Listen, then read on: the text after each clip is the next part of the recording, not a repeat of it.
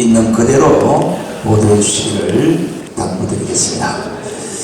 자, 그럼 국민의 내부분열 사태와 현 시국 상황에 대한 정강 목사님의 입장문 발표 기자회견을 시작하도록 하겠습니다.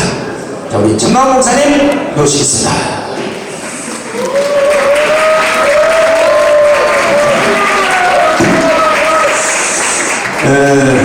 대통령 출마하실 동안 아닌데 이렇게 기자 여러분들이 많이 와주셔서 감사를 드립니다. 먼저 제가 이 전문을 말씀드리고 그리고 이제 부분적인 질문을 받도록 하겠습니다. 존경하는 국민 여러분, 우리 한국 교회는 137년 전에 이 땅에 들어와서 교회 짓고 병을 짓고 학교 지어서 잠자는 민족을 깨웠습니다. 잠에서. 그리고 바로 독립운동에 앞장섰습니다. 교회 없는 독립운동은 불가능했습니다. 뿐 아니라 선교사들이 한국에 와서 한 가장 큰 일은 1904년도에 건국 대통령 이승만을 미국으로 데려와서 조지 워싱턴 그리고 하버드에서 석사 그리고 브리스톨에서 박사학위를 받고 하는 중에 그 과정 중에 대한민국을 잉태하게 되었습니다. 네 가지입니다. 자유민주주의, 자유시장경제, 한미동맹, 기독교 입국론. 이것을 이승만 대통령이 미국에서 3대 과정을 공부하는 중에 저 유럽의 사회를 보고 잉태하게 되었죠. 그래서 45년 10월 16일 날 들어와서 만삭이 돼서 들어와서 3년 동안 준비하여 1948년 8월 15일 아들을 하나 낳았는데 그것이 바로 대한민국인 것입니다. 이 모든 과정에 교회는 정말 희생을 다해왔습니다. 교회에 없는 이승만은 없는 것입니다. 그리고 새마을운동, 새마을운동 지도자들의 82%가 교회 청년회장 출신입니다. 네팔에 있는 교수님 한 분이 한국에 공부하러 왔다가 네팔 사람입니다. 우리 교회 와서 간증을 하시는데 대한민국이 새마을운동을 해서 이 거지 같은 나라가 옛날에 네팔보다 더 못 살았는데 이게 한국에 이렇게 10위권에 잘 산다는 거예요. 새마을운동이 뭐냐 하고 새마을연수원에 가서 공부를 해서 자기 나라 가서 새마을운동을 청년들 데리고 했더니 안 되더라는 것이죠. 그래서 청년들을 다시 모집해서 한국에 있는 새마을연수원에 집어넣고 자기가 통역하면서 3개월 교육을 시켜서 자기 나라 가서 새마을운동을 또 안 되더라는 거예요. 그러면 동남아도 안 되고 아프리카도 안 되는 새마을운동이 왜 한국에서만이 기록을 세우느냐, 그 이유를 그 네팔 그분이 교수님이 하시는 말씀입니다. 한국은 교회가 135년 전에 들어와서 동네별로 공동체 원리를 교회가 가르쳐놨다는 거예요. 이것은 회장, 부회장, 총무서기, 회계, 이건 교회가 가르친 문화입니다. 그러니까 강원도 산골쪽부터 저 전라도 시내 앞바다까지 교회만 들어가면 공동체를 운영하는 원리를 가르쳐놨다는 거예요. 그래서 한국은 새마을운동이 가능했다 하는 논문이 있습니다. 그 외에 민주화 마찬가지입니다. 김영삼, 김대중, 한국 교회가 안 지켰으면 그분들이 민주화할 수 있었나요? 그때는 한국 교회가 김영삼, 김대중 편에 섰습니다. 그때는. 그리고 현재 경제 세계 10위권의 나라가 될 때까지 한국 교회는 모든 희생을 다해왔습니다. 줄여서 말하면 교회 없는 대한민국은 없는 것입니다.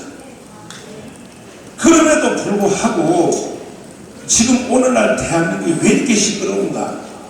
이승만 대통령이 마지막 한 가지를 못하고 돌아가셨어요.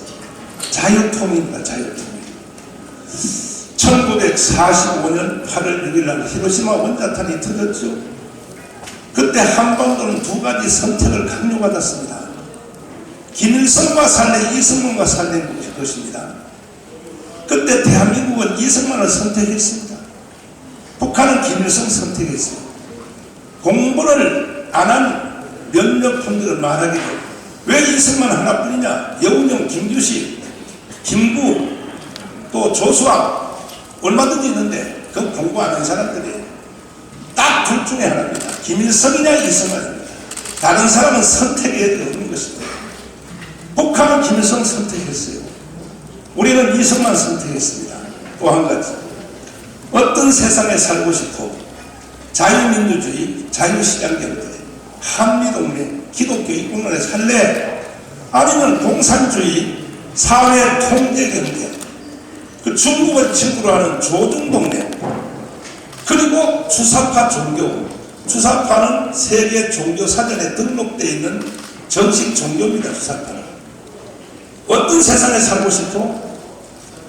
그때 우리 대한민국은 5,000년의 역사 중에 가장 선택 한 번을 잘한 것입니다. 대한민국을 선택했습니다. 북한은 공산주의 선택했습니다. 똑같은 70년 살았습니다. 끝났습니다. 모든 경쟁과 모든 회담은 끝난 것입니다. 그래서 우리는 그 선택의 결과로 세계 10위권의 자랑스러운 대한민국이 되어 있습니다. 그런데 오늘 지금 이 마당에 문재인을 비롯해서 이 국민들을 속여먹는 사기꾼 정치인들이 대한민국을 해체하고 북한으로 가자. 다시 말해서 지금 종전협정, 평화협정, 주한미군 철수, 그리고 연방제 통일로 가서 전쟁 없이 통일하자. 이것은 사기입니다. 사기. 이 이론에 속아 넘어가는 사람들이 국민의 절반입니다. 바로 이재명 대통령 후보가 제1 정책이 뭐냐? 주한미군 철수입니다. 그런데 언론인 여러분들까지도 책임이 있는 거예요. 지난번에 대통령 선거할 때 이재명의 제1 정책 숨겨놓은 것도 아닙니다. 이재명이 쓴 대한민국을 혁명하라는 책을 보십시오. 자서전을. 그 사람은요, 자나깨나 거의 종교적 신념으로 입혀진 것이 뭐냐? 주한미군 철수입니다. 외국 군대가 대한민국에 존재하는 것은 온당치 않다. 그런데 기자 여러분들이 그걸 보도한 적이 있어요? 그러니까 대통령 선거죠. 무효입니다. 무효. 사기를 가지고 대통령 선거를 하면 뭐 하겠습니까? 이 부분에 대해서는 내가 도움이 좀 필요합니다. 이충훈 박사님. 네. 왜 종전협정, 평화협정, 주한미군 철수, 이것은 왜 사기인가? 한국이, 나는 자칭 생각하기를 이충훈 박사님은 국제정치학의 1인자라고 나는 생각합니다. 잠깐 한번 설명해 주세요. 네. 그 평화협정이라는 것이 국가전사에서 많이 맺어졌습니다. 한번 역사를 보겠는데 1860년대에 그 프랑스에 살았던 그 소설가가 역사에 대해서 아주 그 심취한 사람이 기원전 1500년부터 자기 살았던 때까지 한 3000년 동안 평화협정을 다 찾아냈습니다. 역사에서 8000개가 넘었습니다. 그 프랑스 소설가의 결론은 평화협정이 평화를 유지하는데 평균 2년 걸렸다고 합니다. 그리고 전부 전쟁으로 귀결이 됐습니다. 그리고 지금도 이제 예일 대학 교수하시는 브루스 러셀 교수가 국제정치를 쭉 연구하다 보니까 평화협정 또는 불가침 조약을 맺은 나라들 사이에서 전쟁이 발발할 가능성이 그렇지 않은 나라들보다 훨씬 높다고 되어 있습니다. 지금 대한민국은 확실한 안전장치가 한미동맹 주한미군입니다. 한미동맹 주한미군을 나가라고 하면 국민들이 말을 안 들을 테니까 그것을 꼼수로 북한이 평화협정을 맺자, 종전선언을 하자라고 얘기하는 겁니다. 종전선언을 했고 평화협정을 맺는데 주한미군이 여기 있을 수 있습니까? 평화협정을 하고 그 주한미군을 내보내겠다는 얘기입니다. 그리고 결정적인 증거는 김일성이가 1972년에 처음으로 남북한 대화를 했습니다. 한국전쟁 끝나고 거의 20년 만에 처음으로 대화를 했는데, 대화를 하고 북한으로 올라온 자기 부하들한테 뭐라고 얘기했냐면, 그 사람들이 한국 와가지고 서로 이제 평화 분위기에 취했습니다. 우리에서 오는 통일도 모르고 같이 울기도 하고, 그랬더니만 자기 부하들한테 뭐라고 교시를 내리냐면은, 남조선을 점령하고 한국을 해방할 때까지 진정한 평화는 오지 않는다고 얘기했습니다. 북한이 말하는 평화는 대한민국이 없어지는 평화라고 얘기를 했는데, 우리가 지금 그들을 평화협정을 맺어갖고 설득을 해가지고서 평화를 유지한다? 이거는 국제정치의 역사에도 없고 이론도 맞지 않는 겁니다. 그런 일들을 계속 주장하는데, 그리고 대통령 후보도 왜 한반도에 미군이 있냐고 주장했는데, 우리 국민들 90% 이상은 주한미군이나 한미동맹이 중요하다고 다 알고 있습니다. 심지어는 이재명을 찍은 사람들까지도 그렇게 대답한 여론조사 결과가 다 있습니다. 93.9% 더불어민주당을 지지한다는 국민들의 93.9%가 한미동맹은 소중하다라고 얘기를 했었는데, 지금 우리 목사님 말씀하신 것처럼 그런 것들이 여러분들이 참 정확히 보도를 해주셔야지 국민들이 올바른 판단을 할 수 있는데, 그런 것들이 지금 잘 안 되고 있다라고 말씀을 드릴 수가 있습니다. 오늘은 여러분들이 언론사에 가셔서 아무리 편집해도 소용없습니다. 왜냐하면 그래서 내가 유튜브를 생중계하는 겁니다. 또 다시 조작적으로 편집하면 국민들이 뭐라고 하겠어요? 유튜브에 생방송 다 봤는데 저거 완전히 가짜놓고 편집하는구나. 그런 일이 없기를 바라고, 왜 미군이 철수하면 안 되는가? 한미연합사에서 근무하신 황준선 장군님 짧게 한마디만 해주십시오. 왜 주한미군 철수하면 안 되는가? 세계 패권 국가인 미국도 혼자서만 안보를 책임지지 않습니다. 미국이 동맹과 공조 체제를 많이 갖추고 있습니다. 여러분 잘 알다시피 우리가 5,000년 역사에 70여 년 동안 평화를 유지하고 전쟁을 억제했던 것은 최근 1953년 휴전 이후 처음입니다. 우리 군이 잘 안보를 유지하고 국민들이 잘 해주셨던 것도 있지만은 주한미군이 있었기 때문입니다. 여러분들 전 세계에 미군이 장기적으로 많이 죽어난 나라는 전부 현재 세계 탑 5 안에 들어가는 선진국입니다. 미군이 철수하면 거기에 국제적인 투자 기업들이 다 빠져나가고, 여러분들 잘 아시는 대로 1973년도에 파리 평화협정 때문에 베트남이 미군 철수를 유도하고 2년도 못하고 망했습니다. 91년도에 필리핀 보십시오. 2021년도에 아프간 보십시오. 주한미군은 우리나라에 있어서 전쟁을 억제하는 데 가장 좋은 효율적인 분야이고, 우리가 자유 통일을 하고 통일 이후에도 러시아와 중국을 위해서는 꼭 필요한 조직입니다. 주한미군 철수를 주장하는 자는 간첩이거나 북한의 지령을 받거나 아니면 좀 바보들입니다. 우리 국민들 깨닫 주십시오. 그런가 하면 이 문재인 대통령이 대한민국 역사를 지구를 거꾸로 돌리는 것 같은, 지금 현재 우리는 아침에 해가 동쪽에서 뜹니다. 서쪽은 집니다. 이건 자연 법칙입니다. 그런데 해를 서쪽에서 뜨게 해서 동쪽으로 치게 하려고 시도한 사람이 누구냐? 문재인입니다. 어찌하여 제주 4.3 사건을 제주 항쟁이라고 하고, 여순 반란 사건을 어찌하여 항쟁이라고, 대구의 남도강의 폭동을 대구 항쟁이라고 하는, 이것은 지도자는 고사하고 대한민국 국민으로서는 해서는 안 될 말을 문재인은 계속 5년 동안 떠들어댔습니다. 자, 김학선 교수, 그 부분에 대해서 말씀해 주십시오. 제주 4.3에 대해서는 지금 대한민국의 개념 자체가 혼미한 상태입니다.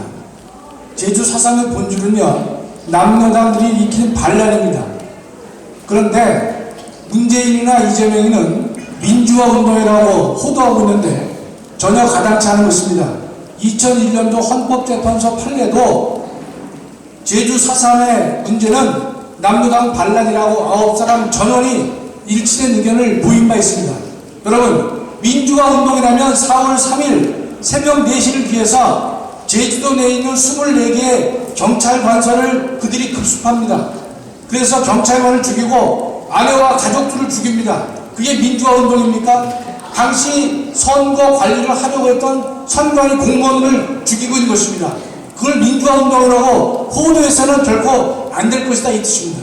또 하나, 당시에 제주 4.3 폭동을 주도한 김달삼이는 당시 제주도민이 유권자가 8만여 명이었었는데 5만여 표의 표를 가지고 몰래 북한의 해주 지하 선거에 참여합니다. 이 인간이 참여해서 북한 최고인민회의의 대의원으로 당선되는 그러한 일을 자행한 인간이 바로 김달삼인데, 김달삼은 지금 북한의 묘역에 묻혀있고 그 묘비에는 남조선 혁명가라고 해서 그를 칭송하는 것이 북한의 입장인 것인데, 그것을 민주화 운동이라고 떠드는 역사를 왜곡하는, 방금 말씀하신 목사님 말씀대로 지구의 태양을 서에서 떠서 동쪽으로 지게 하려고 하는 그러한 만행을 지금 하고 있는 것인데, 수많은 언론들이 그 내용을 잘 모르고 있고 젊은 학생들도 젊은이들도 정확히 모르고 있는 것인데, 여러분 분명히 공부를 해서 4.3에 대해서 분명하게 얘기를 해야 될 것이다 이 뜻입니다.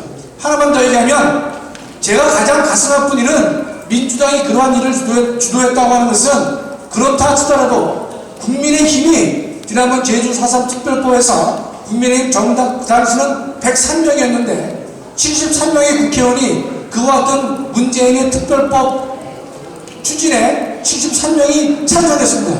지금의 당대표 김기현이가 원내대표였을 때 찬성했고, 지금의 홍준표는 당시 25명이 기권했는데 기권한 사람 중에 하나입니다.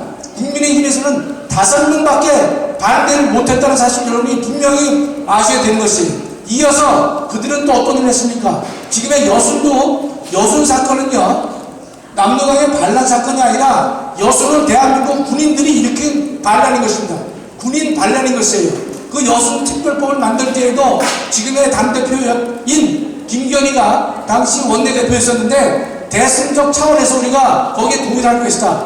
그래서 국민의힘마저도 제주 4.3을 갖다가 민주항쟁으로 보려고 하는 그런 일에 동조한 것이고, 여순 특별법에 대해서도 동조함으로 인해가지고 대한민국의 역사가 무너지고 있는 것이고 정체성을 훼손하고 있는 것이다.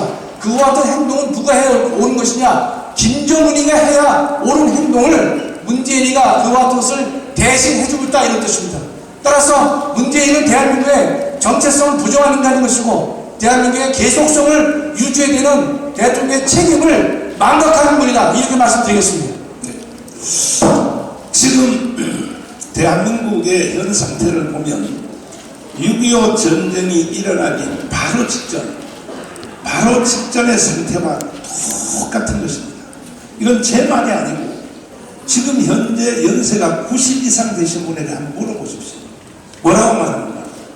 6.25 전쟁이 일어날 1950년 6월 25일 전보다가 더 심하다 그래요. 90대선 어르신들이. 그때 무슨 일이 있었느냐? 6.25가 그냥 일어난 것이 아닙니다. 이 6.25는 박헌의가 북한에 가서 김일성이한테 이렇게 말했습니다. 내가 남조선에 남로당을 전 국민의 78%를 조직해놓고 왔으니 전쟁할 것 없어.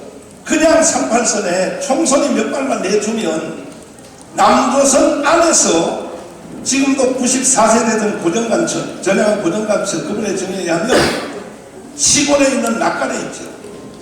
가을에 되는 볏집사하는 거기다가 탁 불을 질러서 민중 봉기를 일으켜 전쟁 없이 그냥 통일한다. 이게 6.25입니다.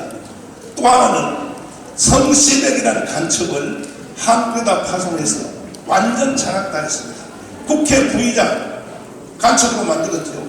신성모 국방부 장관 그리고 최병덕 참모총장을 간첩으로 만들었습니다. 그리고 언론도 그때 조선일보, 동아일보가 두 가지가 나왔어요. 한자로 똑같은 글씨로 제호로 성시백이가 찍는 조선일보가 따로 있었습니다. 보면 몰라요. 국민들이 이게 어디서 나온 조선일보가, 왜? 앞에 제호가 같으니까. 언론 장악 다 했지, 군대 장악 다 했지, 그 다음에 정치 장악 다 했지. 그래 놓고 북한으로 보고한 겁니다. 준비 다 끝났으니까 시작하시라. 그래서 일어난 것이 6.25인데, 그렇다면 그때 상황과 오늘 상황이 어떻게 다르냐? 똑같은 것입니다. 지금 보세요. 지금 여기도 있는 국회가 저게 대한민국 국회 맞습니까? 응? 김여정 하명법 아시죠? 박상 대표가 공풍선 날리는데 그 못난린 법을 만들어 잘 만들지 않습니까? 지금 여의도에 있는 국회는, 특별히 더불어민주당 사람들은 대한민국 국회가 아닌 거예요. 평양의 지시대로 법을 다 만들고 있다. 지금 평양의 지시대로. 이번에 윤석열 대통령이 그 일본에 가서 한미일 동맹 협조 완성하고 왔습니다. 이것은 시작을 누가 했느냐? 김대중 대통령이 한 겁니다. 그 노무현 대통령이 또 진행한 것입니다. 마무리하고 왔어요. 이걸 가르쳐 더불어민주당에서는 나라를 팔아먹고 왔다, 저 일본한테 넘기고 왔다, 거기다 또 언론들도 다 그렇게 동조를 하고 길거리에다 프랜카드를 다 달고, 이게 6.25 전하고 다를 바가 뭐 있습니까? 이렇게 선동을 한다는 것입니다. 그래서 저는 2019년 6월 8일 날 한기총 대표회장으로서 한국교회가 세웠고 한국교회가 발전시킨 이 좋은 대한민국이 해체되어서 북한으로 가는 것은 난 용납할 수 없다. 특별히 문재인 대통령이 평창 동계올림픽에서 신용복 간첩을 놓고 뭐라고 그랬습니까? 내가 가장 존경하는 한국의 사상이라고 할 때에 현역 미국의 부통령 펜스가 듣다가 나가버렸어요, 바깥으로. 그리고 얼마 전에 죽은 일본의 아베도 그 자리에 듣다가 바깥에 나갔어요. 미국과 일본 대통령과 수상이 나가니까 다른 대표들도 줄을 따라 나갔어요. 왜? 또라이다 이거지. 왜 우리를 불러놓고 왜 간첩 연설을 하냐는 거죠. 아니, 언론사들은 그런 걸 확인 안 하십니까? 그리고 1948년 8월 15일 건국을 인정할 수 없다. 그러면 문재인 대통령은 대통령 하지 말아야죠. 아니, 이승만 대통령이 세워놓고 박정희가 일으킨 이 대한민국의 헌법에 따라서 대통령이 됐으면서 나는 대한민국을 인정할 수 없다. 그러면 대통령 하지 말아야죠. 그래서 저는 정치가도 아니고 사회운동가도 아니고 한기총 대표회장으로서 난 이건 용서할 수 없다. 그래서 제가 시국선언문을 발표했더니 제 시국선언문을 알아듣는 사람들이 광화문에 뛰어나와서 강원운동이 시작이 되었고 지금까지도 계속되고 있는 것입니다. 목표는 딱 하나입니다. 자유통일입니다. 통일 방법은 세 가지인데, 하나는 북한식 통일, 그건 당연히 안 되죠. 더불어민주당이 주장하는 평화협정, 종전협정, 그리고 주한미군 철수, 연방제 통일, 이것도 결국은 북한으로 흡수 통일되는 것입니다. 그 다음에는 국민의힘 정당이 하고 있는 또 통일 방안, 자세히 설명할 수 없지만 그것도 역시 북한식으로 흡수될 것입니다. 그래서 저는 한국교회는 거기 동의할 수 없다. 그래서 강력하게 내가 저항을 했고, 그랬더니 문재인 씨가 저를 3번 감옥에다 가뒀습니다. 저를 감옥에다 가둬놓고 총선을 해서 약 180석을 했습니다. 그래가지고 이제 180석 됐기 때문에 자기들 마음대로 할 줄 생각했지만 그렇게 마음대로 되는 게 아닙니다. 대한민국 국민들은 본성이 착해요. 원래 어느 정도 사기에 넘어갈 것 같지만 넘어가지 않습니다. 그래서 결국은 정권이 교체되었고 윤석열 대통령이 당선되어서 이제 겨우 5년 연기되었습니다. 완전히 이게 끝난 것이 아닙니다. 그래서 지금도 저희들이 손을 떼면 5년 후에 어차피 무너진다, 북한으로 다시 넘어간다 하는 이러한 확신을 가지고 저는 애국운동을 지금도 계속 진행하고 있고, 아니 저도 나이가 이제 70인데 이만큼 살았으면 됐지, 나라가 해체되고 북한으로 가는 것을 그걸 보고 있을 수 있습니까? 그래서 저는 순교적 정신으로 한국교회 1200만 다 동의는 하지 않지만 1200만 많은 동역자 목사님들도 이제는 다 제 말을 다 알아들었어요. 거의 다 알아들었어요. 그래서 한국교회가 앞장서서 물론 불교도 물론 천주교도 애국운동 하시는 분들이 많이 있습니다. 그래서 우리는 이제 마지막 남은 이 자유통일을 반드시 우리식의 통일을 해낼 것이며, 이제 마지막으로 우리 교회에 대한 말씀을 잠깐 드리고 질문을 받도록 하겠습니다. 자, 우리 교회는요 1954년도에 여기 지어진 거예요. 이 벽돌을 보십시오. 이게 1954년도에 지어진 겁니다. 이거는 언론인들이 책임을 져야 돼요.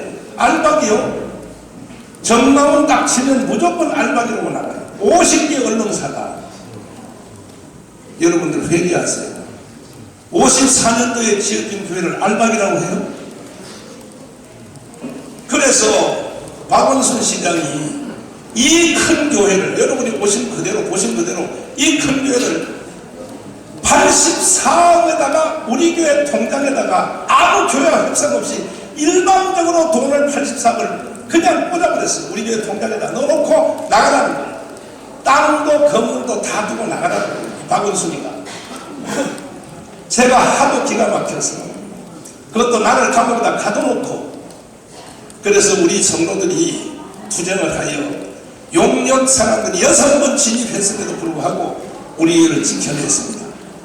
그러니까 이제 나중에 중간과정 다 건너뛰면 이제 와서는 뭐라 그러냐, 500억에 합의합시다. 500억이요.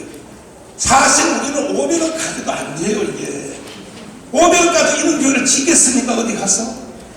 그럼에도 불구하고 내가 주민들의 편리를 생각해서 500억 하기로 사인을 했더니 이제 MBC PD수첩, MBC 왔어요. 여기에 회개하세요.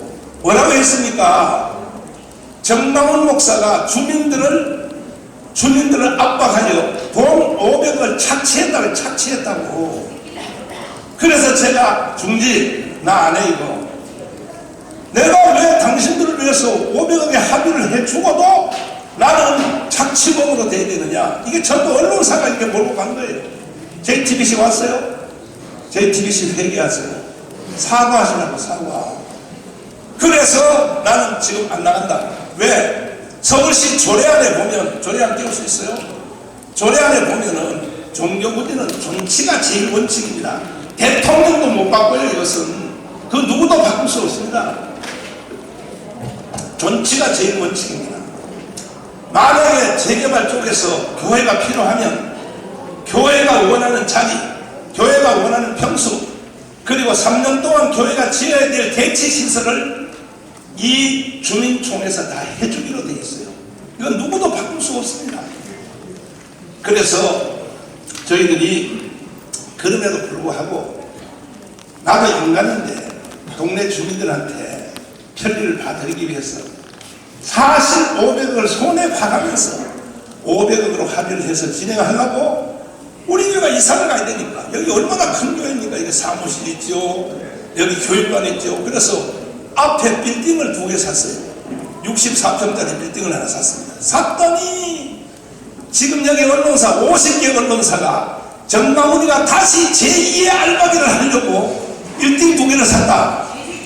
시장에 다 썼죠. 그렇게 여러분. 그렇게 알박이란 용어도 모르십니까? 그래서 이 모든 피해는 주민들이 가장 피해를 많이 보게 됩니다. 나 안 갑니다. 이제 우리 교회 이사 안 해요. 난 이 상태에서 여기서 우리가 새로 지어서 하지 우리는 안 합니다. 이 모든 책임은 언론사가 책임을 지는 겁니다. 자, 이제 여기까지 제가 말씀을 드렸고 이제 설명을 해드리도록 하겠습니다. 자, 질문은 여러분들 뭐 기자단이 합의해서 온 거 아닌 것 같은데 질문은 뭐 오신 분 다 받을 수는 없고 궁금하신 기자분들은 거수를 하시고 소설을 밝히시고 질문해 주시면 답변해 드리겠습니다. 네, TV조선 최민식입니다. 네. 최근에 황교안 전 대표가 네. 그 공천권을, 공천을 해달 수준량을 부탁을 했다고 폭로를 했는데 여기에 대한 입장이 좀 궁금하고요. 그리고 홍준표 대구시장이 그 국민의힘이 정광훈 목사와 손을 그어야 한다고 얘기를 했는데 이에 대한 입장도 궁금합니다. 역시 우리나라 정치인들은 공부를 안 하는 것 같아요. 지금 근대 역사에서 가장 표본의 민주주의를 미국이 하고 있지 않습니까?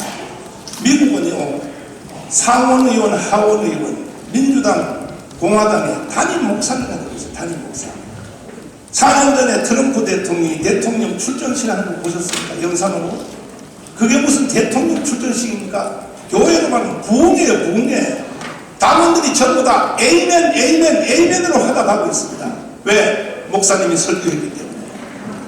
이것이 바로 미국의 민주주의인데, 한국에 있는 이 정치인들은 공부를 안 하고 우물 안에 겨구리가 되어가지고 김밥이 옆구리 터진 같은 이런 질문을 한다 이거예요. 그러면 정광훈 너는 정치를 하겠냐? 난 정치 안 합니다. 정치 안 하고, 정치인들은요 권력을 가지기 때문에 반드시 종교인의 감시가 필요해요. 종교인의 감시가 없으면 그 사람들이 자기 통제가 불가능하다고요. 그럼 지금 현재 홍준표 또 시장님, 황교안 전 대표님 하시는 말씀 보세요. 저게 통제되는 말입니까 저게? 그래서 정광훈 목사의 통제를 받아야 되는 거예요. 미국처럼 종교인의 통제를 받아야 되는 거예요. 아니면요 자기가 하는 말도 몰라요. 아까 하신 결정적인 말씀 대답해 드리겠습니다. 제가 그때에 4.15 총선할 때에, 자 보십시오. 나는 그때 감옥에 있었어요. 감옥에 있는 사람이 의석을 몇 석을 달라고 하는 방법도 없어요. 방법도. 내가 황교안 대표님에게 물어보겠습니다. 내가 의석을, 그것도 내가 영상을 보니까 뭐 몇 석을 달라는 것도 아니고 아예 불가능할 만큼 수십 석을 달라고 했다. 그거 증거를 내놓으세요. 내가 그렇게 요구했다는 증거를. 일단 나는 그때 감옥에 있었어요. 감옥에. 황교안 대표인데 연세가 좀 드시니까 치매가 오는 것 같아. 상식적으로 내가 감옥에 있었는데 뭘 요구를 해요. 여기서 설령 하나 조금 참고된 것은 뭐냐, 내가 감옥에 있는 사이에 이 당에서 활동했던 사람들이 뭐 황교안한테 가서 그런 무리한 요구를 했는지 그건 난 모르겠어요. 그러나 나는 그렇게 요구한 적이 없어요. 제가 황교안 대표님하고 2년을 같이 살았는데, 대표 시절에 또 그 전후에 제가 그 황교안 대표님과 거의 뭐 많이 만났습니다. 만나서 헤어질 때는 내가 한 가지를 말씀드렸습니다. 뭐냐? 저는 개인적으로 만나면 장로님이라고 불렀어요. 장로님 마음대로 다 하시되, 모든 걸 다 하시되, 공천위원장을 임명할 때는 3일 전에 저하고 좀 상의를 해주면 좋겠습니다. 이거 하나 약속 좀 해주십시오. 그랬더니 부경부가 그렇게 중요합니까? 그때 나는 황교안 대표가 정치 모르는 사람이라는 것을 알았습니다. 공천위원장이 뭐 그렇게 중요하냐고요. 공천위원장을 임명하면 그날부터 당대표 안 합니다. 장로님은 그날부터 당대표 안 합니다. 그랬더니 당은 당규를 개정했기 때문에 이제는 안 그렇답니다. 아니 한국은 정치 문화가 있기 때문에 공천위원장 딱 임명하면 그걸로 당대표는 끝나는 거예요. 어쨌든 저하고 약속하자고요. 그러면 그렇게 상의하겠습니다 해놓고 어느 날 집에서 내가 YTN 뉴스를 보는데 공천위원장 김영으로 딱 나오는 거예요. 그때 황교안 대표는 그 앞에 과정을 뭘 겪었냐. 나는 공천위원장 내가 임명하지 않겠다. 여론조사를 해서 1등 나오는 사람을 하겠다 해서 여론조사를 했더니 누가 나왔습니까? 김문수가 1등 했습니다. 김문수. 그래서 김문수를 그럼 임명해야 될 거 아닙니까?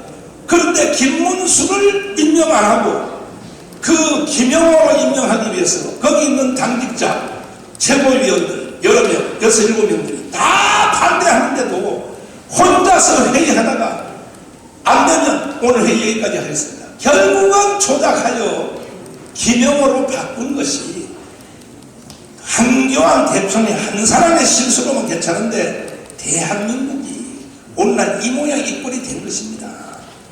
이런 실수를 해놓고도 지금 와서 무슨 뭐 공천을 뭐 정강훈 목사가 무리하게 요구했다 그런 헛소리 한다면은 가져오세요. 증거를 가져오세요. 뭐 내가 녹음했거나 전화한 것을 입력한 것이나 아니면 뭐 문서가 있든지 정강훈 목사가 공천을 요구했다는 증거를 가져오시라고요. 정말 나는 정치인들요, 정치인들 보니까요, 여기 기자 여러분 앞으로 정치는 절대 하지 마십시오. 자, 그 다음에 이 홍준표 대표님도 그분도 30년 정치하면서 수고를 많이 하셨죠. 그야 수고에 대해서 누가 뭐 그걸 인정 안 할 사람이 어디 있습니까? 그러나 왜 같은 당을 싸우냐 이 말이야. 내 말은 김재원 의원님이 그래 우리 교회 와서 그래 조금 실언을 했다고 칩시다. 그러면 같은 당에 선 사람은 품어야지요. 상대방 당에서 공격을 하면 몰라도 같은 당에서 왜 싸우고 그러냐 말이에요. 이래가지고 200석 하겠습니까? 에? 우리의 목표는, 한국교회의 목표는 다음 돌아오는 총선에서 200석을 서포트하는 것이 한국교회의 목표입니다. 그래서 전 정치인들은 각성해 주시길 바라고, 또 야당에 대해서 말씀 하나 드리면, 야당도 주사파 정치만 때려치우십시오. 어떻게 하요? 특별히 이재명 계열에 있는 사람들, 저는 거의 간첩 수준에 갔다고 봅니다. 그분들하고만 결렬해서 정상적인 민주당, 이낙연, 그 다음에 정세균, 현재 국회의장 되신 김진표, 정상적인 야당으로 가야죠. 이렇게 간다면 우리는 야당도 여당도 한국교회는 지원을 할 것입니다. 네. 자, 우리 디버전선 기자님 충분히 질문에 답변이 됐으리라고 봅니다. 자, 다음 시간 관계상 한두 번만 더 질문을 받고. 아니요, 계속해요. 계속하는 자, 다음은 네, SBS 박찬범이라고 합니다. 두 가지 질문 드리겠습니다. 황교안 전 대표가 그 공천 때 50억 받았다는 발언을 가지고 이제 목사님을 고소를 했는데 그 50억 받았다라는 주장에 대해서는 지금도 변함 없으신지 궁금하고요. 제가 그 50억 받았다고 하는 것은 제가 확인한 건 아니지만 제가 제보를 받았는데, 제보를 받았는데 어제도 주일날 저한테 와서 또 제보를 했어요. 황교안 대표님이 그분은 50억이라는 말은 안 했어요. 당 대표하면서 김문수를 김형호로 바꾸는 과정 중에서 금품이 오갔다는 제보를 받아서 저는 종교인으로서 국가를 위해서 제가 3번 감옥을 갔다 온 사람으로서 나는 대한민국이 절대로 난 북한으로 흡수 통일되어서는 안 되기 때문에 나는 이것을 그 연설 중에 제가 말을 했던 것입니다. 그래서 저도 할 수 없이 황교안 대표님이 나는 스스로 뭐 고소를 취할 줄 기다렸는데 뭐 정강훈 목사가 뭐 점점 더 해서 절대 무릎 꿇고 와서 해도 취소 안 하겠다 해서 저도 고발했습니다. 어제 저 구조화 변호사가 배웠는데 첫째는 뭐냐, 왜 김문수를 왜 김영호로 바꾸는 과정에 대해서 당신이 범죄한, 이건 범죄입니다. 범죄. 당대표로서 거기에 대해서 고소했고, 두 번째, 언론들하고 기자회견 하면서 정강훈 목사는 입만 열면 거짓말만 하고 돌아다닌다. 저는요, 제가 한 모든 말은 한마디도 빠짐없이 너아라 TV의 유튜브에 10년 전부터 주일 설교하는 까지도 그대로 내가 심지어 검사님한테 조사를 받으면서 검사님이 이렇게 말했습니다. 목사님은 왜 실수한 내용을 감추지 않습니까? 그래요. 저는 안 감춰요. 지금도 여러분들이 확인하려면 가문에서 연설한 모든 내용들 그대로 다 입력되어 있습니다. 당당합니다. 저는. 그러므로 거기에 대해서 나도 막 고소를 했고, 또 어제 그저께 라디오의 방송에 나가서 정강훈 목사가 공천을 무리하게 요구했다. 그것까지도 저도 황교안을 맡고서 했습니다. 한번 법정에서 한번 붙어보자고요. 누구 말이 맞는지. 네. 자, 다음 좀 좀 이건 현안 질문인데요. 지금 어제부터 해서 언론에서 보도 나오는 것들 중에 지금 미국 동맹국인 미국이 한국 정부를 지금 감청했다 이런 의혹이 제기됐는데 그 기사에 대해서 어떻게 보시는지 궁금합니다. 기자님들도 좀 해안을 넓혀야 될 것입니다. 뭐냐면 국가와 국가는요 항상 도청 감청은 어느 나라든지 있는 것입니다. 그런데 한 가지 물어볼게요. 우리나라 국정원은 미국과 도청 안 한다고 생각하십니까? 이거는 국가의 상식입니다. 상식. 네, 그렇게 아시면 됩니다. 네, 자 다음 질문 받겠습니다. 자 선거시험 하시고 너무 설명을 잘하셔가지고 질문하실 기자가 없네요. 또 저 언론사 가셔서 또 엉뚱하게 쓰지 마시고 이 시간 다 물어보세요. 저한테 모든 거에 전 다 물어보십시오. 자, 어떤 특정 문장만 딱 뽑아서 그것을 헤드라인 뽑고 방송에 또 신문에 내보내는 것보다는 지금 앞뒤 설명을 다 들었으면 충분히 그걸 감안해서 기사를 써주시면 고맙겠습니다. 뭐 잘 써달라고 못 써달라 이 개념이 아니에요. 있는 사실 그대로만. 제가 거꾸로 한번 물어보겠습니다. 정강훈 목사 다 좋은데 주장도 다 좋은데 왜 욕을 하냐? 그것 좀 물어보셔야지. 그럴 줄 알고 내가 책을 한 권 들고 나왔습니다. 이거는 한국의 최고의 신학자요 총신대 총장을 역임하신 정성국 목사가 쓴 책 제목입니다. 목사가 왜 욕을 해요? 내가 이거 기자님한테 줄 테니까 집에 가서 읽어보시고 여기에 보면 해답이 다 있어요. 목사가 왜 욕을 해요? 이 책 내용을 보면 첫 번째 뭐냐? 인류 역사상 욕을 제일 세게 한 사람이 누구냐? 예수 그리스도이십니다. 예수님이 한 번 욕하면요 정신 없어요. 바리새인들에 대하여. 그 다음에 인류 역사의 최고의 욕쟁이가 누구냐? 말틴 루터입니다.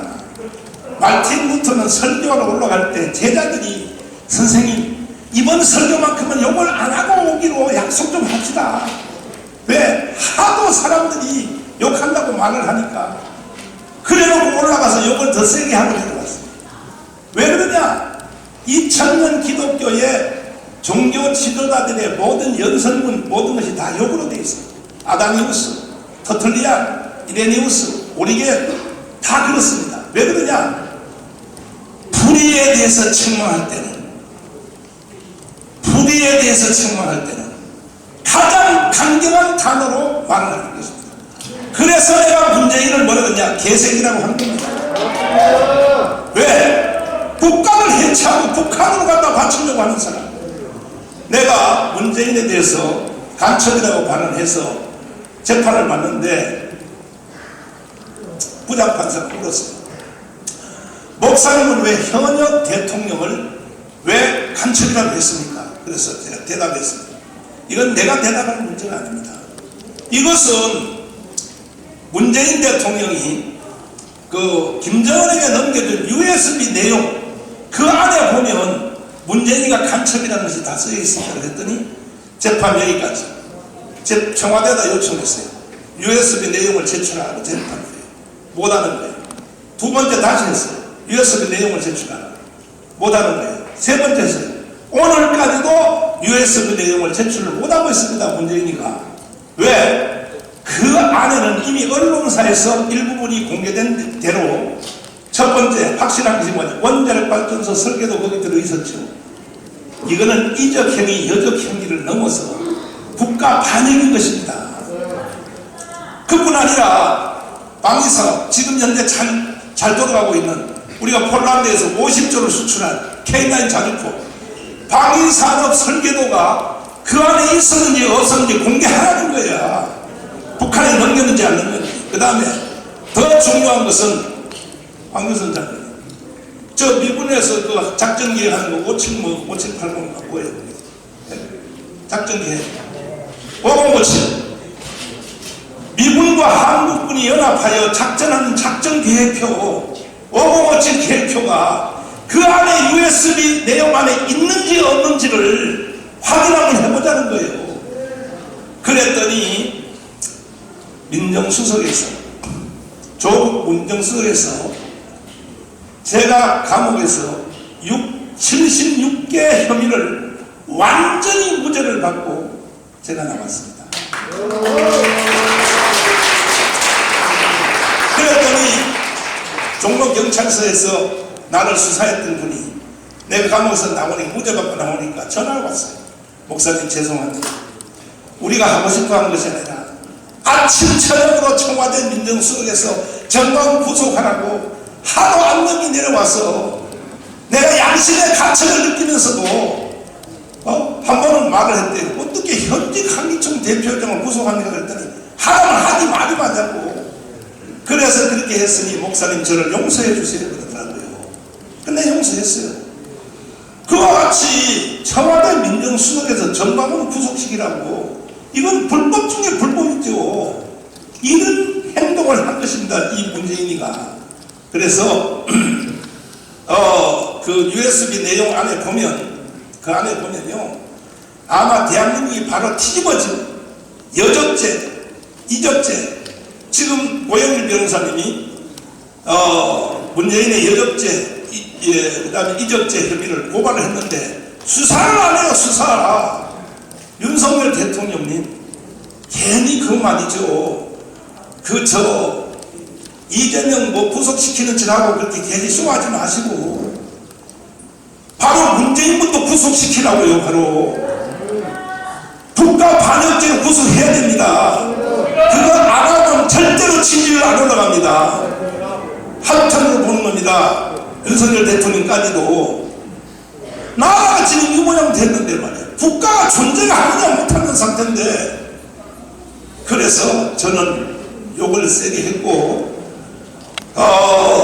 그러나 내가 이제 정상적인 정치, 다시 말씀드립니다. 헌법을 존중하고 대한민국의 건국 정신을 존중하는 사람한테는 절대로 난 욕 안 합니다. 절대로. 욕을 할 때 해야죠. 요거는 누구에게 하느냐? 국가 반역, 국가를 부인하고 대한민국을 해체시키는 데 가담하는 사람들은 앞으로도 저는 저한테 죽습니다. 나한테. 저는 용서할 수가 없습니다. 네. 또 다른 자, 또 질문하실 분? 질문하실 분 없습니까?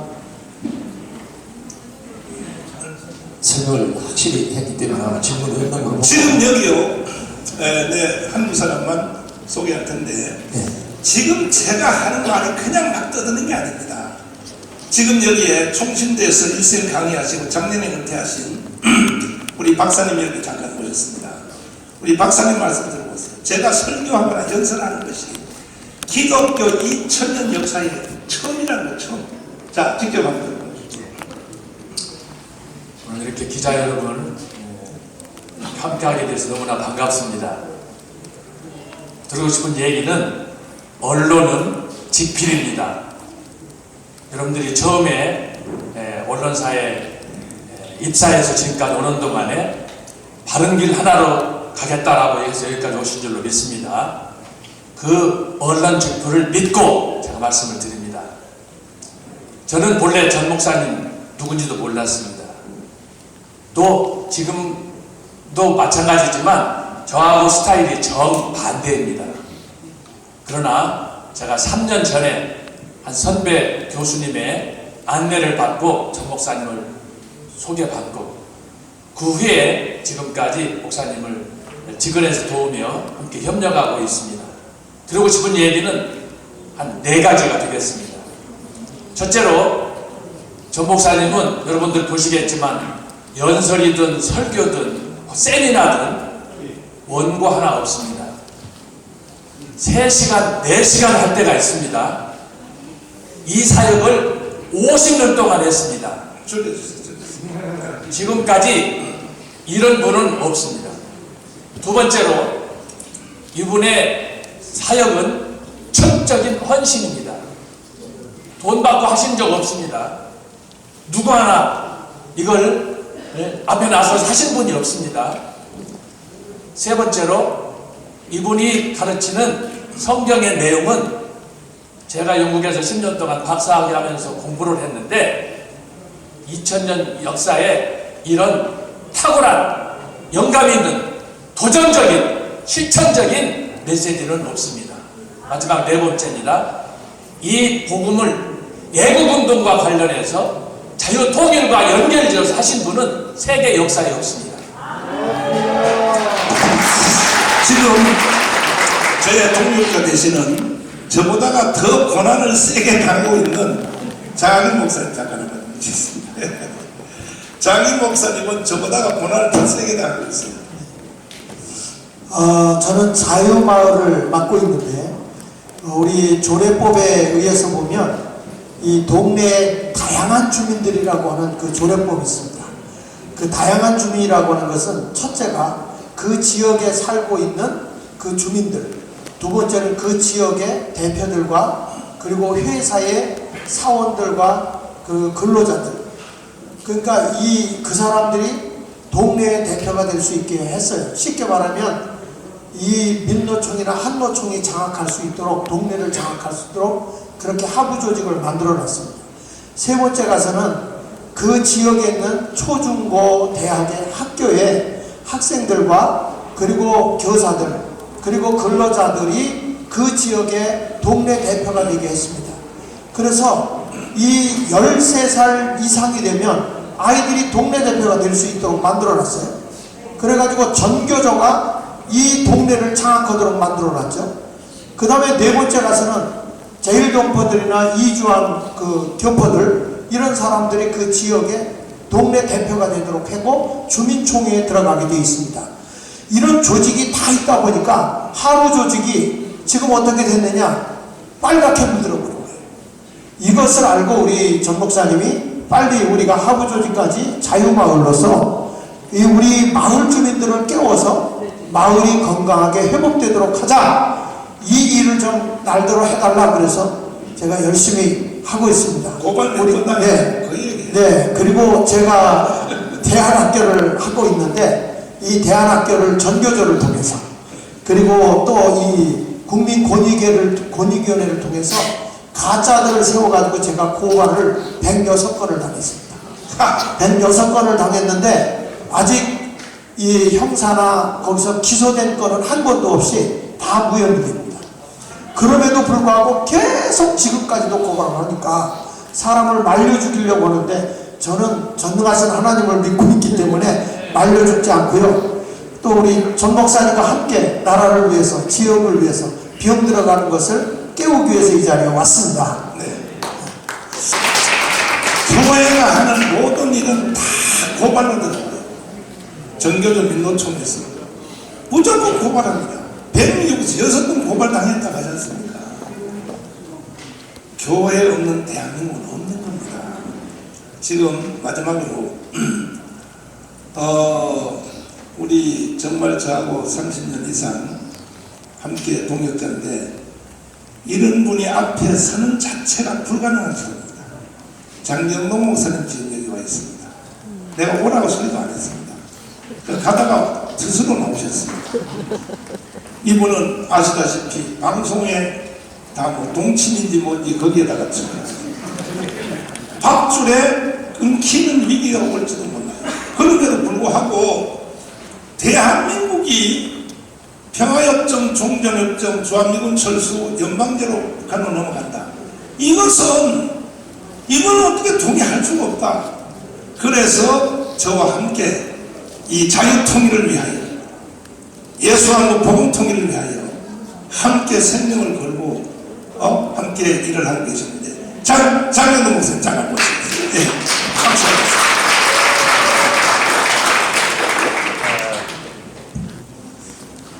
이 좀 객관성 있는 방송이 카메라가 눈에 띄어서 너무 기쁘고 좋습니다.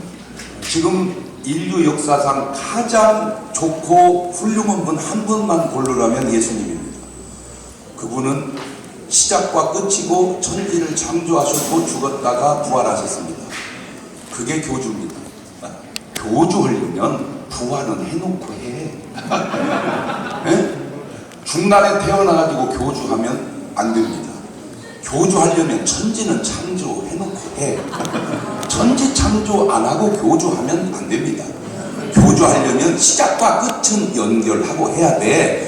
중간에 생겨서 교주하면 안 됩니다. 제 객관적 얘기입니다. 그런데 그렇게 좋은 예수님을 죽입니다. 십자가에. 그때 등장하는 사람들이 많은데 신기한 게 뭐냐면 예수님 딱 부활하니까 돈을 주면서 훔쳐갔다고 해라. 그게 언론입니다. 그게 홍보입니다. 그 당시에. 그때 백부장이 딱 이렇게 고백합니다. 이는 실로 하나님의 아들이었도다.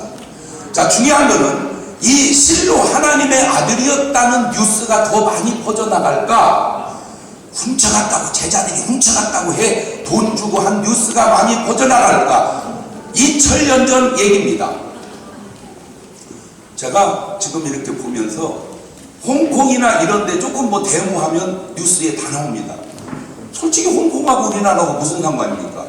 근데 내가 광화문을 가보니까 야, 이거는 23개가 저는 뭐 뻥을 잘 안 치니까 이게 지금 몇십만이냐 몇백만이냐 가늠하기 어려울 정도로 많은 사람이 나와 외치는데 언론에 한 번도 잘 안 나오더라고요. 이게 객관성이 있는 건가? 잘못했으면 저 잘못된 무리가 저렇게 모였다고, 옳으면 저 옳은 무리가 저렇게 모였다고, 이게 얘기가 나와야 옳은 것 아닌가? 비난하는 사람들은 비난만 해요. 그 비난하는 사람 속에도 옳은 게 있고, 옳은 사람 얘기는 옳은 것만 해요. 그 옳은 사람 속에도 그런 것이 있지 않겠는가? 저는 네 박자로 이렇게 표현을 많이 하거든요. 사실을 사실대로 말하면 1등이고요. 이 네 박자가 잘 안 맞는 게 있더라고. 거짓을 사실대로 말하면 2등이고, 사실을 거짓대로 말하면 3등이고, 거짓을 거짓대로 말하면 4등인 이 네 박자가 안 맞아요. 그래서 바꿔봤어요. 사실을 사실대로 말하면 1등이고, 거짓을 거짓대로 말하면 2등인데, 사실을 거짓으로 말하는 것과 거짓을 사실로 말하는 것이 어느 게 좀 헷갈리더라고요. 네 박자가. 제가 우리 조 목사님을 보면 말이 많이 이렇게 앞서가는 것도 있어요. 그 왜 그런가 봤더니 저는 비교적 방송을 좀 많이 해서 그런지 사실대로 말을 많이 합니다. 제가 얼마나 많은 설교를 아마 설교 올라온 것 중에 저보다 더 많은 사람이 별로 많지 않을 겁니다.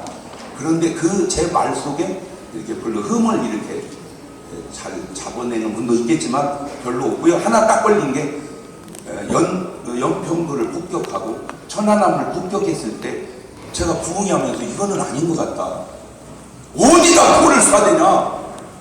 누구든지 쳐들어오면 그냥 하나씩 안고 죽어서라도 나라 지켜야 된다. 박수 쳤어요. 제 말에. 그런데 어느 날 그거를 뉴스로 계속 다루더니 방송에서 잘리더라고요. 제가 모르겠지만 어쨌든 그게 이유였어요. 제가 알기로. 그것도 아마 들여다보면 아무도 모르는 사연이 있을지도 모르죠. 자, 그런데 제가 한 가지 전 목사님 말이 많이 앞서가는 것 같은 느낌이 있어요. 그런데 왜 이런 얘기 있죠? 물고기를 그릇에 넣고 처음에 찬물에 넣으면 찹니다. 살살 끓이면 물이 약간 미지근해서 아주 좋습니다. 아주 좋아요. 더 끓이면 죽습니다. 지금 나라가 그렇게 끓여가고 있는 것은 아니에요. 공산주의. 왜 우리나라 역대 대통령들은 그렇게 욕을 하고 감옥을 넣으면서 지금 전 세계 80억 인구 가운데 진짜 나쁜 사람, 등수 안에 드는 사람 중에 한 분이 김일성, 김정일, 김정은 아닙니까? 근데 그분들의 특징이 있어요. 그 세 분을 절대로 욕하지 않는다는 거예요. 한번 해보세요. 아무리 그래도 저러면 안 됩니다. 아무리 그래도 저렇게 하는 건 인간적으로 도리가 아닙니다. 왜 이런 말도 못하는가? 그것도 남도 아니고 인권 변호사님께서 그것이 제가 물어보고 싶은 말입니다. 인권 변호사 눈으로 봐도 그거는 잘못이 아닌 것처럼 보이는가? 아니면 잘못이라도 말할 수 없는 잘못인가? 아니면 그거 말했다가 아장나니까 말을 못하는 건가? 궁금한 거예요. 유익과 손해도 중요하지만 옳고 그름도 중요합니다. 오늘 언론에 담당한 여러분은 여러분의 겉에 언론도 있지만 내면에 양심은 있지 않습니까? 내 언론이 객관적인가? 내 언론이 편향적인가? 양심에 호소하고 싶은 게 저는 목사입니다. 지금의 유익이 꼭 유익인가? 과연 내가 이렇게 해서 구원받을 수 있겠는가? 저 뜻은 딱 두 가지입니다. 어쨌든 나라 지켜야 되고 구원받아야 된다는 것. 그것이 목사로서 언론에 많이 있는 사람으로서 그냥 제가 내 마음에 있는 생각일 뿐입니다. 바르게 정직하게 꼭 구원받게 사십시오. 감사합니다. 마지막 발언을 제가 마치고 이제 끝내도록 하겠습니다. 저도요, 이 사역하기가 힘들어요. 우리 애들이 미국에서 대학 다닐 때 막 전화해서 울어요. 아빠, 왜 아빠가 병을 먹고 있어? 나는 학교 가서 아빠가 내 아빠는 말도 못해. 무슨 실수됐기에 아빠가 빤스 목사를 해, 빤스 목사. 언론들이요, 정신 차려야 됩니다. 통보하고 우는 거예요, 우리 애들이. 그래서 방학 때 와라, 내가 설명해 줄게. 제가 왜 이 사역을 힘들어도 하냐면, 저는 선지자로서 우크라이나 사태가 다음은 한국입니다. 이런 것을 먼저 보는 것을 선지자라고 하는 겁니다. 지금 우크라이나 사태 일어났죠. 다음은 한국이라고 이미 벌써 이거는 기도하는 선지자 말고도 전문가들도 정치인들도 이미 벌써 얘기를 하고 있어요. 다음은 한국이라고. 우크라이나 사태가. 이런 것을 먼저 보는 사람으로서 그냥 교회만 붙잡고 밥 먹고 살 수 있나요? 저희들이 목숨을 걸어야죠. 최소한의 광주 사태, 더 전진되는 제2의 6.25 같은 내전이 이번에는 광주가 아니라 광우 광장에서 일어날 가능성이 많이 있기 때문에. 이유는 왜 그러냐? 평화협정, 종전협정, 주한미군 철수, 연방제 통일로 가져가는 세력이 절반입니다. 국민 절반. 그 사람들이 포기하겠습니까? 한국산으로 고집이 세가지고 한번 입력해보면 안 바뀌어요. 반대로 윤석열을 찍은 사람, 예를 들어서 자유통일, 자, 한미일 공조, 이 세력도 절반입니다. 이 사람들도 양보하겠습니까? 그러면 두 세력의 충돌이 이번에는 광주가 아니라 강원 광장에서 일어나게 돼 있어요. 지금은 말로만 가지고, 언론 가지고 서로가 서로를 주장하고 있지만 머지않아 이것이 물리적인 행동으로 나올 수밖에 없어요. 그리고 뒤에는 또 북한이 있습니다. 그래서 저는 우크라이나 사태가 오기 전에 이것을 미리 사전에 방지하자. 그래서 전 국민의 계몽운동에 우리 여기 형제들 목사님들이 다 나선 겁니다. 지금 장경동 목사님 있는데 나올 사람이니까 뻔하니까 앞으로 되어질 일이. 그래서 국민들이 다 깨어나야 되고, 특별히 국민들을 깨우는데 가장 힘써야 되실 우리 기자님들이, 죄송합니다만 조금 책 좀 더 읽어보시고, 특별히 역사책을 좀 잘 읽어보셔서 이 무지한 우리 국민들, 속기 잘하는 국민들, 이 국민들을 잠에서 깨워주시기를 간곡히 부탁을 드립니다. 감사합니다.